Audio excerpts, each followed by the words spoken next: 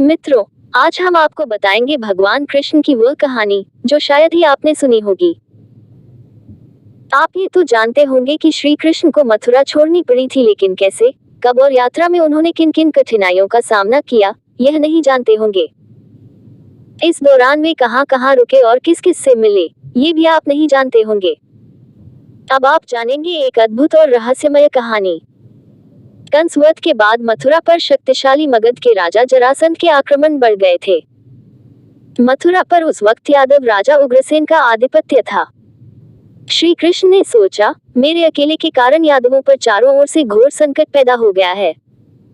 मेरे कारण यादवों पर किसी प्रकार का संकट न हो। ये सोचकर भगवान कृष्ण ने बहुत कम उम्र में ही मथुरा को छोड़कर कहीं अन्य जगह सुरक्षित शरण लेने की सोची। दक्षिण में यादवों के 4 राज्य थे। पहला राज्य आदिपुरुष महाराजा यदु की 4 नागकन्याओं से प्राप्त 4 पुत्रों ने स्थापित किया था। ये राज्य मुचकुंद ने दक्षिण ऋक्ष्वान पर्वत के समीप बसाया था। दूसरा राज्य पद्मावत महाबलीश्वरम के पास था। यदु पुत्र पद्मुन ने उसे सहमाद्री के पठार पर वेनिया नामक नदी के तट पर बसाया था। पंचगंगा नदी के तट पर बसी करवीर नामक वेदकालीन विख्यात नगरी भी इसी राज्य के अंतर्गत आती थी। उस पर श्रृंगाल नामक नागवंशीय मांडलिक राजा का आधिपत्य था। करवीर नगरी को दक्षिण काशी कहा जाता था। उसके दक्षिण में यदु पुत्र सारस का स्थापित किया हुआ तीसरा राज्य क्रौंचपुर था। यहाँ क्रौंच नामक पक्षियों की अधिकता थी, इसलिए इसे क्रौंचपुर कहा जाता था। वहाँ की भूमि लाल मिट्टी की और उर्वरा थी। इस राज्य को वनस्थली राज्य भी कहा जाता था। चौथा राज्य यदु पुत्र हरित ने पश्चिमी सागर तट पर बसाया था। इन चारों राज्यों में अमात्य विपृथु ने पहले ही दूतों द्वारा संदेश भिजवाए थे कि श्री कृष्ण पधार रहे हैं। श्री कृष्ण की कठिन यात्रा। पद्मावत राज्य में वेनिया नदी के तट पर भगवान परशुराम निवास करते थे। महेंद्र पर्वत से अर्थात पूर्व समुद्र से परशुराम नौकाओं में से अपने अनेक शिष्यों सहित पद्मावत राज्य में आए थे। संपूर्ण आर्यावर्त में मंत्र सहित ब्रह्मास्त्र की विद्या देने की क्षमता रखने वाले गिने चुने पुरुषों में वे सर्वश्रेष्ठ थे। उनके चमत्कार और शक्ति के किस्से सभी को मालूम थे। उनके शिष्य आर्यावर्त में सर्वत्र फैले हुए थे। उनके प्रत्येक राज्य में अनेक आश्रम थे। दाव से विचार विमर्श कर श्री कृष्ण ने निर्णय लिया कि सबसे पहले उनसे ही मिला जाए। उनसे मिलने के लिए कई नदियों और अरण्यों को लांघना पड़ा। जरासंध की सेनाओं ने मथुरा को घेर रखा था। उसकी सेनाओं का पड़ाव उठते ही श्री कृष्ण के साथियों बंधु बांधवों ने अलग अलग गुटों में मथुरा से बाहर निकलकर एक निश्चित स्थान पर मिलने का निश्चय किया। उत्तर स्थान से यात्रा शुरू हुई। यात्रा में उनके साथ दाव, विपृथु, सत्यकी आदि कई यादव शामिल थे। दारुक द्वारा चुने गए अश्व उनके साथ थे। यात्रा के पूर्व सभी ने अपने अपने साथ विपुल संपत्ति, हीरे, माणिक, मोती, रत्न, स्वर्ण और खाद्य सामग्री साथ में रख ली थी। 3 माह की यात्रा के बाद उनके सम्मुख सबसे बड़ी चुनौती खड़ी हो गई। वह थी दंडकारण्य की विंध्य, सतपुड़ा और परयात्र पर्वत की श्रेणियां। गोकुल में या मथुरा में जहां भी दृष्टि डाले तो यमुना ही यमुना नजर आती थी। यहाँ तो जंगल और पहाड़ ही पहाड़ दिखाई दे रहे थे। भिन्न भिन्न हिंसक पशुओं गर्जनाओं से गूंजती, विविध पक्षियों के कलरव और फुड़फुड़ाहट से पटपड़े इसे बेहद अरण्य को पार करना अत्यंत ही कठिन था। इन घने और खतरनाक जंगलों की भूमि पर सूर्य की किरणों का पहुंचना लगभग असंभव था। इन घने जंगलों में रात्रि हुई है या नहीं, ये जानना भी मुश्किल था। रात्रि में पड़ाव कैसे और कहां डालें, ये भी प्रश्न था। ये यात्रा कितने दिन चलेगी, ये भी तय नहीं था। इस अरण्य और पर्वत को पार करने के लिए बस एक ही संकरा पथ था, जिसे दक्षिण पथ नाम से जाना जाता था। उसके भटका देने वाले मोड़ों का चप्पा चप्पा जिसको पता था, ऐसे वनवासी मुखिया को उन्होंने अपने साथ ले लिया। इस मार्ग पर केवल एक अश्वारोही ही आगे बढ़ सकता था। उसमें भी मार्ग में जगह जगह वन लाटाओं को काटकर आगे बढ़ना पड़ता था। श्री कृष्ण के गुरु सांदीपनि ने दाव और श्री कृष्ण को बताया था। सबसे पहले इस मार्ग को आर्यपुत्र दशरथ नंदन श्री राम ने पार किया था। पार करने के बाद गोदावरी के तट पर जनस्थान की पंचवटी में उन्होंने विश्राम किया था। विदर्भ में भी यादवों के कुछ राज्य थे, जैसे अश्मक, कुंतल, वनवासी, मलय और पांड्य। भगवान परशुराम समुद्र के मार्ग से ही दक्षिण राज्य पद्मावत में गए थे। इस भयानक जंगल को देखते हुए सभी यादवों ने आपस में निर्णय लिया कि हमें अपनी भोजन की कच्ची सामग्री को मितव्ययिता से उपयोग करना होगा। प्रत्येक पड़ाव पर कुछ लोग पहरा देंगे, बाकी सभी सोएंगे। 1 माह बाद सभी ने इस निसर्ग निर्मित प्रचंड निविड़ अरण्य को पार कर लिया। ये कठिन यात्रा एक दूसरे को संभालते हुए पूरी की। समीपवर्ती विदर्भ राज्य की सीमा पर गोदावरी नदी पार कर वे सभी अश्मक राज्य में आ गए। श्री राम ने जहां निवास किया था, उस कुंतल राज्य के जनस्थान पर्वत नासिक परिसर के बाईं ओर से भीमा नदी को पार कर वे सभी पद्मावत राज्य की सीमा में दाखिल हो गए। श्री कृष्ण और परशुराम की अद्भुत मुलाकात। कृष्णा और कोयना के संगम में सभी ने स्नान किया। फिर कर्हाटक तीर्थ क्षेत्र को पार कर वे वेन्या नदी के परिसर में आ गए। सभी के स्वागत के लिए परशुराम द्वारा भेजे गए। कंधों पर चमकते हुए परशु लिए 2 जटाधारी उनके पास आ खड़े हुए। दोनों को देखकर श्री कृष्ण और दाऊ सहित सभी यादव चकित रह गए। वे समझ नहीं पाए कि आखिरकार भगवान परशुराम को हमारे यहाँ तक पहुँचने का समाचार कैसे मिला। दोनों सभी यादवों को भरेगु आश्रम की ओर ले गए। यहाँ तक की यात्रा में लगभग 1.5 माह बीत चुका था। आश्रम के प्रदेश द्वार पर भृगु श्रेष्ठ परशुराम और सांदीपनि उनके स्वागत के लिए खड़े थे। दोनों ने श्री कृष्ण और दाऊ को गले लगा लिया। परशुराम ने उनको देखते ही कहा, वत्स, तुम्हारे आगमन से इस धरती का उद्धार हुआ है। मैं जानता हूँ कि तुम कौन हो। आश्रम में परशुराम ने सभी को फलाहार खिलाया और सभी के रुकने और विश्राम करने की व्यवस्था की। बाद में परशुराम ने विस्तार से उनकी यात्रा के बारे में जाना और जरासंध के आक्रमण पर भी जानकारी हासिल की। श्री कृष्ण ने कहा कि एक यादव के लिए समस्त यादवों को संकट में क्यों डाला जाए। यही सोचकर मैंने मथुरा छोड़ने का निर्णय लिया। परशुराम ने कहा कि तुम मथुरा में ही नहीं, कहीं भी एक स्थान पर स्थिर नहीं रह सकते, क्योंकि तुम जहां भी रहोगे जरासंध तुम्हें ढूंढ ही लेगा। तुम चक्रवर्ती हो तथा सदैव भ्रमण करने वाले वीर हो। जहां भी तुम्हारे पांव पड़ेंगे, उस भूमि का उद्धार होगा। अतः तुम निरंतर भ्रमण ही करते रहोगे। अब मेरी सलाह है कि तुम अपने साथियों के साथ नैसर्गिक संरक्षण प्राप्त गोमंतक पर्वत पर चले जाओ। तुम्हारे लिए मैंने अब तक एक अमूल्य उपहार संभाल कर रखा है। अपने हाथों से उसे सौंपकर मैं उससे मुक्त होना चाहता हूँ। अन्य किसी को वह मैं दे नहीं सकता। किसी योग्य व्यक्ति का ही इंतजार कर रहा था, लेकिन अभी योग्य समय नहीं आया। अभी तुम गोमांतक पर्वत पर जाओ। अगले गोमांतक पर्वत पर बिताए वो कठिन दिन वेन्या तट पर भृगु आश्रम में 2 दिन आतिथ्य स्वीकार करवे। सभी यादव समूह गोमंतक पर्वत की ओर चल पड़े। कृष्णा नदी पार कर कोयना घाटी से सभी एक दूसरे भृगु आश्रम के पास आ गए। इस आश्रम को देखते हुए सभी कदम्बवंश के गोमांतक राज्य की सीमा गोमांतक पर्वत के नजदीक पहुंच गए। अभी तक लांघे सभी पर्वतों में सबसे घने जंगलों वाला था यह विशालकाय पर्वत। कई किलोमीटर तक फैले थे इसके जंगल। ऊंचे ऊंचे सागवान और शीशम के वृक्षों के साथ जामुन, आम आदि हजारों तरह के वृक्षों से यह जंगल भरा हुआ था। यहाँ से एक बड़े से शिलाखंड पर खड़े होकर देखने से गोमंतक के उस पार सागर की जलरेखा धुंधली सी दिखाई देती है। यही गोमंतक के घने जंगलों में यादवों ने अपना पड़ाव डाला। उल्लेखनीय है कि गोमांतक पर्वत पर रहने वाले गरुड़ के पुत्र थे वेंत्य। वे किसी बीमारी की वजह से पूरी तरह अपंग हो गए थे। जब वे कृष्ण से मिले तो उनमें एक नया संचार हो गया। उनकी बीमारी पूरी तरह ठीक हो गई। गोमांतक पर्वत पार करके सोमनाथ का ज्योतिर्लिंग था और उसके पार लगभग 32 किलोमीटर दूर कुशस्थली थी, जिसे बाद में द्वारिका कहा गया। यहाँ पर दाऊ और श्री कृष्ण ने अपने कुछ साथियों सहित संपूर्ण पर्वत को घूम घूम कर देखा, जंगल का मुआयना किया। कुछ दिनों पश्चात अग्रदूतों के संदेश अनुसार वनवासी महिष्मती, पद्मावत और हरित राज्य में रह रहे यादवों की सशस्त्र सेनाएं गोमंतक पर्वत पर स्थित पड़ाव पर आने लगी। इससे यादवों में आनंद और साहस का संचार हो गया। महारथी आज अनुभव सेनापति सत्यकी सभी को देखकर यादवों में हर्ष व्याप्त हो गया। गोमांतक पर्वत यादवों के एक पड़ाव व एक सैन्य शिविर में बदल गया।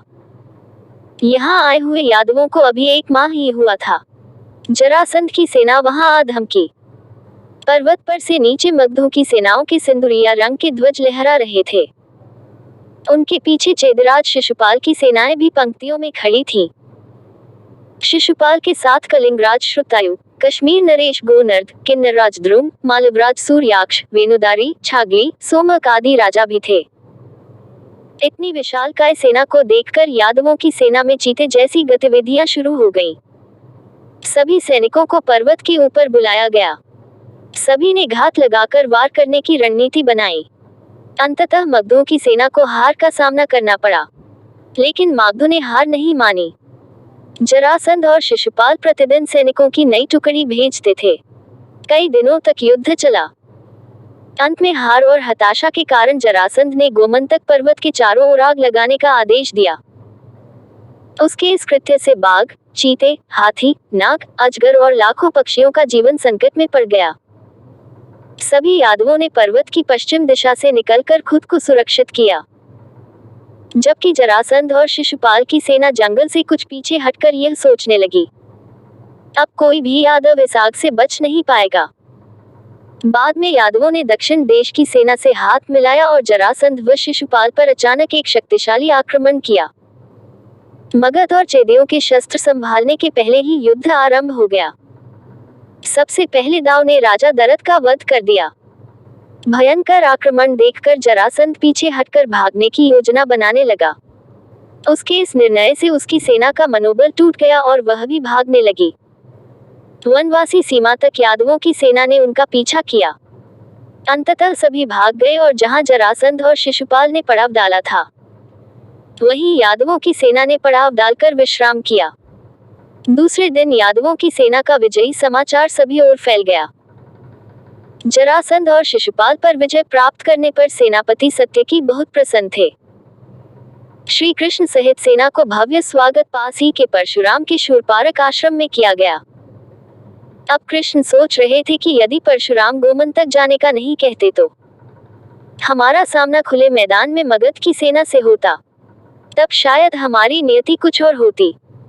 वह क्या उपहार था जो परशुराम ने दिया कृष्ण को।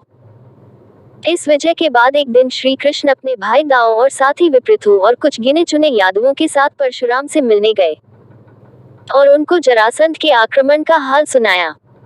श्री कृष्ण ने कहा कि उस निर्दयी ने गोमंतक जैसा अद्भुत पर्वत जला डाला। तब परशुराम ने कहा, हे श्री कृष्ण, मुझे तुम्हारी आंखों में अपना उत्तराधिकारी दिखाई दिया है, अतः मैं आज तुमको वह उपहार सौंपता हूँ जिसके तुम ही एकमात्र योग्य हो और जिसके बारे में मैं तुम्हें अपनी पहली मुलाकात में बताया था। अब वह समय आ गया है कि मैं तुम्हें वह सौंप दूं। तब परशुराम ने धीरे धीरे अपनी आंखें बंद कर ली और कुछ मंत्र बुदबुदाने लगे, ऐसे मंत्र जो पहले कभी श्री कृष्ण ने भी नहीं सुने थे। तभी तेज प्रकाश उत्पन्न हुआ और संपूर्ण आश्रम प्रकाश से भर गया। दाऊ, श्री कृष्ण आदि सभी की आंखें चौंधिया गईं। जब प्रकाश मध्यम हुआ तब उन्होंने देखा कि परशुराम की दाहिनी तर्जनी पर 12 आरों वाला वज्रनाभ गरगर घूमने वाला सुदर्शन चक्र घूम रहा है। उसे देखकर सभी चकित होकर भयभीत भी हो गए। परशुराम की तर्जनी पर घूमता चक्र स्पष्ट दिखाई दे रहा था। परशुराम ने नेत्र संकेत से श्री कृष्ण को नजदीक बुलाया और कान में कहा, प्रत्यक्ष ही देखो इस सुदर्शन चक्र के प्रभाव को। उन्होंने मंत्र बुदबुदाते हुए उस तेज चक्र को प्रक्षेपित कर दिया और वह तेज गति से वेनिया नदी को पार कर आंखों से ओझल हो गया। कुछ ही देर बाद वह पुनः लौटता हुआ दिखाई दिया और वह उसी वेग से लौटकर पुनः तर्जनी अंगुली पर स्थिर हो गया। परशुराम ने पुनः कुछ मंत्र बुदबुदाया और फिर वह जैसे प्रकट हुआ था वैसे ही लुप्त हो गया। तब परशुराम ने श्री कृष्ण को आचमन कराकर उनको सुदर्शन की दीक्षा देकर कहा, आज से मेरे इस सुदर्शन चक्र के अधिकारी तुम हो गए हो। हे वासुदेव, इसकी जन्म कथा तो तुम जानते ही हो। सबसे पहले ये शिव के पास था। इससे त्रिपुरासुर की जीवन लीला समाप्त कर दी गई थी। उसके बाद यह विष्णु। ऐसा बोलकर परशुराम मुस्कुराने लगे। विष्णु क्या है यह मैं तुम्हें क्या बताऊं वासुदेव श्री कृष्ण, तुम जानते ही हो। विष्णु के बाद ये चक्र अग्नि के पास था। अग्नि ने वरुण को दिया और वरुण से यह मुझे प्राप्त हुआ है। हे वासुदेव, बलराम के हल से इस धरती में बीज बोने हैं। और इस सुदर्शन चक्र से इस धरती की रक्षा करनी है। आज से ये तुम्हारा हुआ, जिम्मेदारी से इसका उपयोग करना। जब पहली बार श्री कृष्ण ने किया सुदर्शन चक्र का प्रयोग, श्री कृष्ण और दाऊ के मुख से सुदर्शन प्राप्त करने वाली घटना सुनकर सत्यकी तो सुन ही रह गया था। यादवों के तो हर्ष का ठिकाना नहीं रहा। उत्सव जैसा माहौल था। अत्यंत हर्ष के साथ 2 दिनों तक भृगु आश्रम में रहने के बाद क्रौंचपुर के यादव राजा सारस के आमंत्रण पर उनके राज्य के लिए निकल पड़े। उनके सेनापति उनकी एक टुकड़ी के साथ उनका मार्गदर्शन कर रहे थे। राजा सारस ने एक विशेष राज्य सभा का आयोजन किया। राजा सारस ने सभी अतिथियों को सालंकृत, सुशोभित छत्र और अश्वों सहित राजऋक्ष उपहार में दिए थे। कृष्ण को अपने अश्व दारुक, श्याव्य, सुग्रीव, मेघपुष्प और बलाहक अश्वों की याद आ गई। रथों को देखकर उनको अपने गरुड़ध्वज रथ की भी याद आ गई। वहीं पर अब कृष्ण को लगने लगा था कि उनको मथुरा लौटना चाहिए। अब किसी भी प्रकार का भय नहीं रहा, क्योंकि अब सुदर्शन चक्र जो है, मुझे मथुरा लौटकर अपने बंधु बांधवों आदि की रक्षा करनी है। श्री कृष्ण ने वहां से विदा होने से पहले राजा सारस ने सहायता करने का वचन लिया। वहां से वे ताम्रवर्णी नदी पार कर घटप्रभा के तट पर आ गए। वहां एक सैन्य शिविर में सत्यकी के साथ मथुरा जाने की योजना बनाने लगे। यात्रा में आने वाली रुकावटों पर चर्चा करने लगे। इस महत्वपूर्ण मीटिंग में दक्षिण देश के चारों राज्यों के सेनापति भी शामिल थे। सभी अपनी अपनी राय रख रहे थे। श्री कृष्ण सभी की सुन रहे थे, लेकिन उनका मन तो सुदर्शन चक्र के मंत्र में ही खोया हुआ था। जब से उनको ये प्राप्त हुआ, तब से उनकी मानसिक दशा बदल चुकी थी। वे इसकी शक्ति, कार्यों और इसके उचित समय पर इस्तेमाल करने के बारे में सोचने लगे थे। अब उनकी दृष्टि दूर तक भविष्य में उड़ान भरने लगी थी। शक्ति का यह आभास देह, मन और काल से भी परे था। वे अब साधारण मानव नहीं थे। श्री कृष्ण सुदर्शन के बारे में सोच रहे थे। तभी गुप्तचर विभाग का एक प्रमुख हटे कट्टे नागरिक को पकड़कर उनके सामने ले आया। नागरिक ने करबद्ध अभिनंदन कर कहा, मैं करवीर का नागरिक हूँ, आपसे न्याय मांगने आया हूँ। हे श्री कृष्ण महाराज, पद्मावत राज्य के करवीर नगर का राजा श्रृगाल हिंसक वृत्ति का हो गया है। वह किसी की भी स्त्री, संपत्ति और भूमि को हड़प लेता है। कई नागरिक उसके इस स्वभाव से परेशान होकर राज्य छोड़ने पर मजबूर हैं। क्या मुझे भी राज्य छोड़ना पड़ेगा? श्री कृष्ण उठकर उसके समीप गए और उससे कहा, हे श्रेष्ठ, मैं किसी राज्य का राजा नहीं हूँ, न मैं किसी राज सिंहासन का स्वामी हूँ, फिर भी मैं तुम्हारी व्यथा समझ सकता हूँ। वह नागरिक श्री कृष्ण के चरणों में गिर पड़ा और सुरक्षा की भीख मांगने लगा। तब श्री कृष्ण ने सेनापति सत्यकी की ओर मुखातिब होकर कहा कि हम करवीर से होते हुए मथुरा जाएंगे। श्री कृष्ण और उनकी सेना करवीर की ओर चल पड़ी। पद्मावत राज्य के मांडलिक श्रृगाल का पंचगंगा के तट पर बसा करवीर नामक छोटा सा राज्य था। करवीर के दुर्ग पर यादवों की सेना ने हमला कर दिया। दुर्ग को तोड़कर सेना अंदर घुस गई। श्रृगाल और यादवों की सेना में घनघोर युद्ध हुआ। श्री कृष्ण राजप्रासाद तक पहुंच गए। ऊपर श्रृगाल खड़ा था और नीचे श्री कृष्ण। श्रृगाल ने चीखकर श्री कृष्ण को कहा, यह मल्लों की नगरी करवीर है, तू यहाँ से बचकर नहीं जा सकता, मैं ही यहाँ का सम्राट हूँ। तभी कृष्ण का मन मचल गया उस सुदर्शन चक्र का प्रयोग करने का। अब मौका था कि इसे आजमाया जाए। उन्होंने मंत्र बुदबुदाया और चमत्कार हुआ। उनकी तर्जनी अंगुली पर गरगर करने लगा था वह प्रलयनकारी चक्र और श्री कृष्ण ने सुदर्शन का पहला प्रक्षेपण कर दिया। पलक झपकने से पहले ही वह श्रृगाल का सिर धड़ से अलग कर पुनः अंगुली पर विराजमान हो गया। दोनों ओर की सेनाएं देखती रह गईं और चारों तरफ सन्नाटा छा गया। श्री कृष्ण को भी समझ में नहीं आया। सब कुछ इतनी तेजी से हुआ कि सभी अवाक रह गए। आश्चर्य के चक्र में रक्त की एक बूंद भी नहीं लगी हुई थी। करवीर नगरी अब श्रृगाल से मुक्त हो गई थी। श्री कृष्ण ने श्रृगाल के पुत्र शुक्रदेव को वहां का राजा नियुक्त किया तथा उसको उपदेश देकर वे वहां से चले गए। वहां के बाद कुंतल, अश्मक जनपदों को पीछे छोड़ते हुए यादवों की सेना ने विदर्भ में पड़ाव डाला। जहां पड़ाव डाला था वहां से कुछ योजन दूर पर ही कौंडिन्यपुर था, जहां के राजा भीष्मक जरासंध से हाथ मिला चुका था। उनका पुत्र रुक्मी था। जो शिशुपाल का मित्र था। रुक्मी की बहन ही रुक्मिणी थी। उसके और भी भाई थे। यहाँ से चलने के बाद 1 माह की कठिन यात्रा के बाद यादव सेना दंडकारण्य पार कर अवंती राज्य के भोजपुर नगर पहुंच गई। ये कुंती बुआ के पालक पिता राजा कुंतीभोज का नगर था। यहाँ अचानक ही श्री कृष्ण की गर्भ मुनि से भेंट हुई। वे पश्चिम सागर तट पर स्थित अजितंजय नगर के यवन राजा से मिलकर आ रहे थे। श्री कृष्ण के पास इसी नाम अजितंजय से एक धनुष भी था। दूर गांधार, काबरा नदी के प्रदेश के लोगों को यवन कहा जाता था। अंततः कुछ दिन कुंतीभोज के नगर में विश्राम करने के बाद वे यादव सेना सहित मथुरा पहुंच गए। यहाँ महाराजा उग्रसेन, तात वसुदेव, भ्राता और अन्य विशिष्ट यादवों ने उनका स्वागत किया। श्री कृष्ण के मथुरा पहुंचने से पहले ही जरासंध पर उनकी विजय का समाचार भी पहुंच गया था। वहां उन्होंने वसुदेव को उनकी बहन कुंती और उनके पुत्र पांडवों की रक्षा का वचन दिया। यहीं रहकर उन्होंने विदर्भ राज्य की पुत्री रुक्मिणी का अपहरण कर उसके साथ विवाह भी किया। श्री कृष्ण के मथुरा आने पर जब खबर लगी जरासंध को श्री कृष्ण के पुनः मथुरा आगमन का समाचार मिल चुका था। इस बार उसने मथुरा को घेरने और कृष्ण का वध करने की बड़ी योजना पर काम करना शुरू कर दिया था। जरासंध ने सौबती शाल्व को अपना मित्र बना लिया था। शाल्व के पास अत्यंत ही तेज गति से उड़ने वाला एक विमान था, जिसका नाम सौब था। इसी कारण उसे सौभ्यक्ति कहते थे। शाल्व की नगरी मार्तिकावती आनर्त और मरुस्थली की सीमा अर्बुदगिरी पर बसी हुई थी। पश्चिमी सीमा पार कर उसने मित्रता कायम कर रखी थी। वह अपने वायुयान में बैठकर गांधार देश गया था और मथुरा पर आक्रमण करने के लिए उसने काल्यवन को मना लिया था। काल्यवन कुछ माह आर्यावर्त के दक्षिण देश के अजितंजय नगर में अपने पालक पिता यवनराज के साथ रहता था।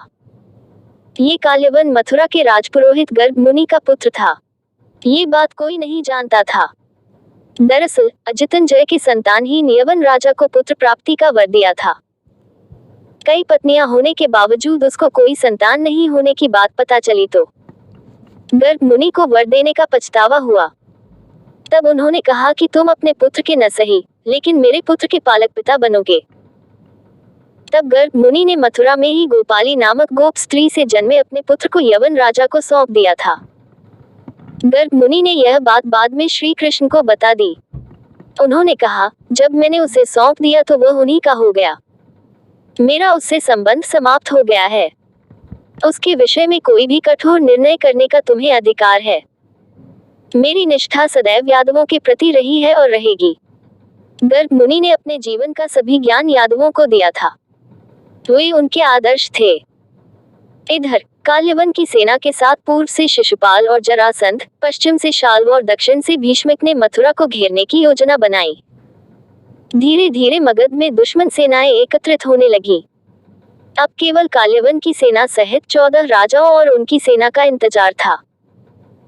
उधर इस दौरान श्री कृष्ण अमात्य विपृथु, उद्धव और दाऊ को लेकर ककुदमिन महाराजा के पास रैवतक चले गए। उनकी सहायता से कुछ निष्णात पनडुब्बों पानी के भीतर जहाज चलाने वाले को साथ लिया और प्रभास क्षेत्र में पहुंच गए। प्रभास क्षेत्र से लेकर कुशस्थली तक के समुद्र का सूक्ष्म निरीक्षण किया। नौकाओं से समुद्र के संपूर्ण निर्जन क्षेत्र को छान मारा। परीक्षण करने के बाद रैवतक पर्वत के पास कुशस्थली के समीप एक शांत विशाल द्वीप पर नजर गई, जहां उन्होंने शंखासुर का वध किया था। ये स्थान सभी दृष्टि से उत्तम था। शंखोद्वार द्वीप भी समुद्र में समुद्र तट से 1 योजन की दूरी पर स्थित था। आनर्त, सौराष्ट्र, भृगु, कच्छ, मरुस्थल, अवंती आदि दिशा में दूर तक सैकड़ों योजन तक मरुभूमि फैली थी। ये प्रकृति का एक अद्भुत चमत्कार था। इस स्थल पर श्री कृष्ण ने एक पुरोहित के माध्यम से भूमि पूजन कराया और एक नए नगर के निर्माण की नींव रखी। बाद में मथुरा पहुंचकर श्री कृष्ण ने एक राजसभा को आमंत्रित किया। सभी प्रमुख यादवों की जीवन यात्रा में मथुरा में आयोजित यह अंतिम सभा थी। उस सभा में निर्णय लिया गया कि यादव एक नए नगर में वास करेंगे। उस सभा में गर्ग मुनि भी मौजूद थे। सभा के बाद सभी श्रेष्ठ इंजीनियरों को नए नगर निर्माण कार्य में जुटा दिया गया। योजनाबद्ध निर्माण कार्य की बागडोर मुनि व गर्ग की देखरेख में सौंपने का निर्णय लिया गया।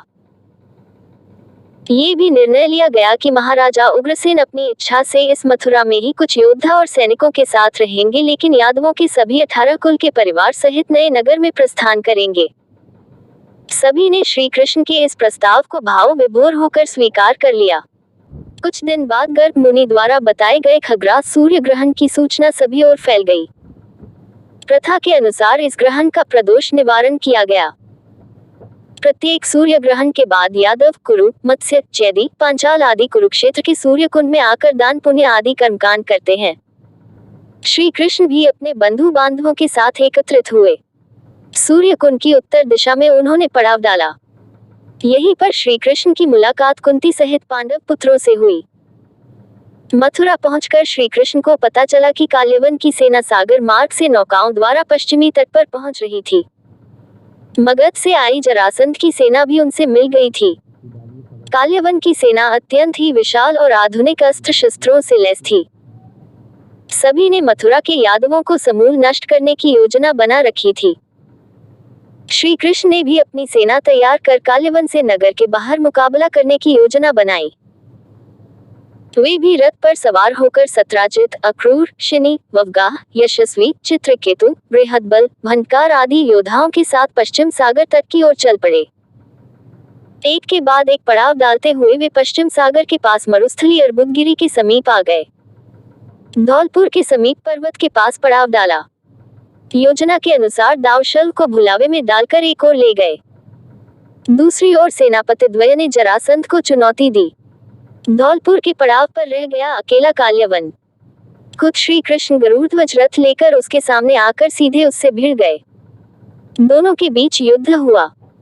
अचानक श्री कृष्ण ने दारुक को सेना से बाहर निकालने का आदेश दिया और उन्होंने पांचजन्य से विचित्र सा भयाकुल शंखघोष किया।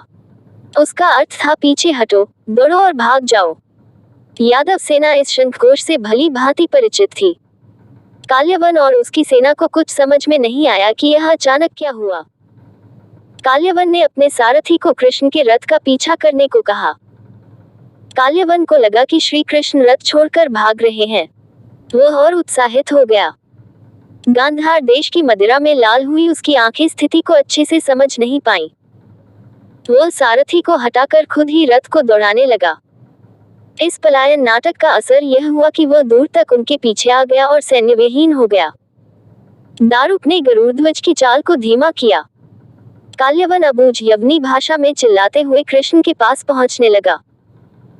तभी दारुक ने दाईं और जुते सुग्रीव नामक अश्व की रस्सी खोल दी और श्री कृष्ण उस पर सवार हो गए। प्रतिशोध से भरा काल्यवन भी अपने रथ के एक अश्व को खोलकर उस पर सवार होकर श्री कृष्ण का पीछा करने लगा। सुग्रीव धौल पर्वत पर चढ़ने लगा। श्री कृष्ण जानते थे कि उनके आगे काल है और पीछे यवन। वे कुछ दूर पर्वत पर चढ़ने के बाद अश्व पर से उतरे और एक गुफा की ओर पैदल ही चल पड़े। काल्यवन भी उनके पीछे दौड़ने लगा। श्री कृष्ण गुफा में घुस गए। कुछ देर बाद काल्यवन भी क्रोध की अग्नि में जलता हुआ गुफा में घुसा। मदिरा में मस्त काल्यवन ने गुफा के मध्य में एक व्यक्ति को सोते हुए देखा। उसे देखकर काल्यवन ने सोचा, मुझसे बचने के लिए श्री कृष्ण इस तरह भेष बदलकर छुप गए हैं। देखो तो सही, मुझे मूर्ख बनाकर साधु बाबा बनकर सो रहा है। उसने ऐसा कहकर उस सोए हुए व्यक्ति को कसकर एक लात मारी। वह पुरुष बहुत दिनों से वहां सोया हुआ था। पैर की ठोकर लगने से वह उठ पड़ा और धीरे धीरे उसने अपनी आंखें खोली। इधर उधर देखने पर पास ही काल्यवन खड़ा हुआ दिखाई दिया।